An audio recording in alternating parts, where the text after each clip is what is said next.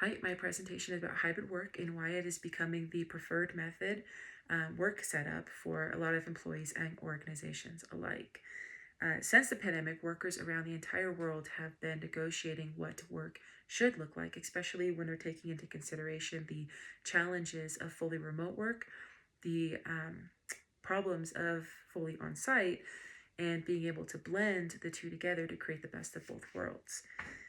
Since the surge of remote work, we've been able to more easily study and review the lived experience of fully remote workers, and they're actually finding quite a bit of um, emotional disconnection and isolation.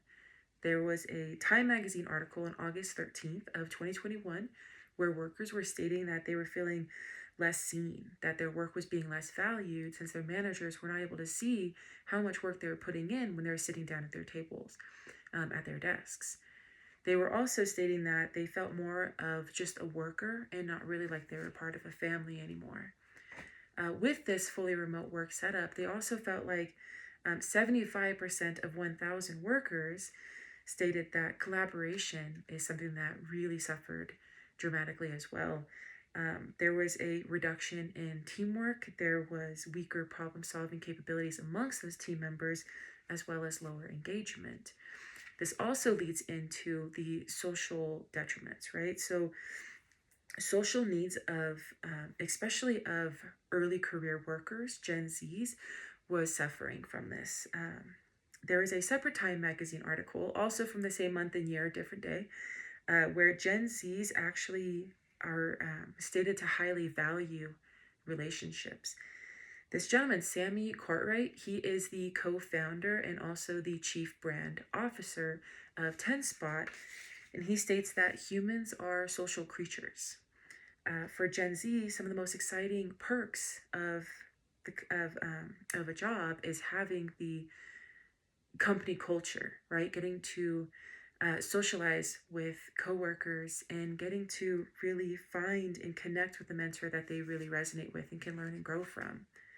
So, moving from the challenges of a remote site where there's a lot of isolation and lack of connection and teamwork, then we look at a fully in-person, on-site work schedule where there actually seems to be a really strong strain of quality of life.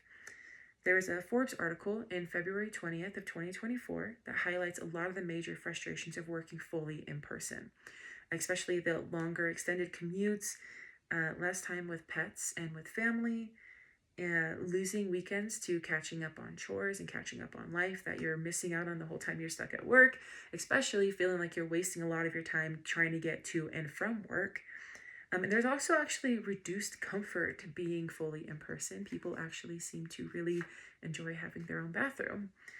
Um, there's also just the emotional toll. Working fully in person can feel really rigid and draining. Just that commute alone, along with the constant interaction and not having your own space to recharge in. So we have one model, right, that can hurt collaboration and connection. And then we have another one that puts strain on well being and work life balance. This leads to the rise in popularity of the hybrid work schedule.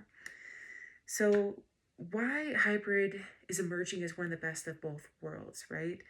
A 2023 systematic review by PubMed Central actually finds that a mixed work model did not affect the well being of individuals the same way that fully remote or fully in person does. The hybrid model actually dramatically improves the work life balance. There was another article by Pew Research in 2023 that says 75% of workers who work part-time, who work from home at least part-time of the week, say that it's much easier to be able to manage their personal life. Showing that hybrid gives flexibility without sacrificing that face-to-face time. Another article by Florida International University cites a study stating that 75% of 5,000 employees want at least 2 days working from home per week, with over 50% wanting 3 days from home over a week. And a lot of organizations finding that sweet spot between the 3 to 2 day alternating work from home, work in office.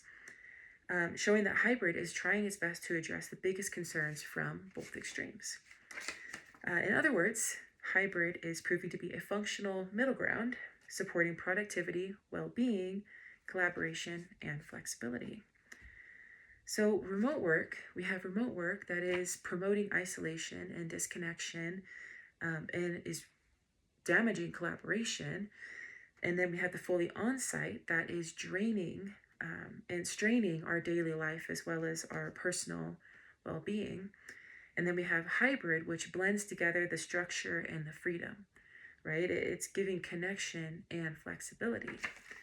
So the future work isn't just about choosing one extreme or the other, right? It's about designing a system that supports human needs as well as organizational success. And it seems that the hybrid model is emerging as the clearest path towards that. So, thank you.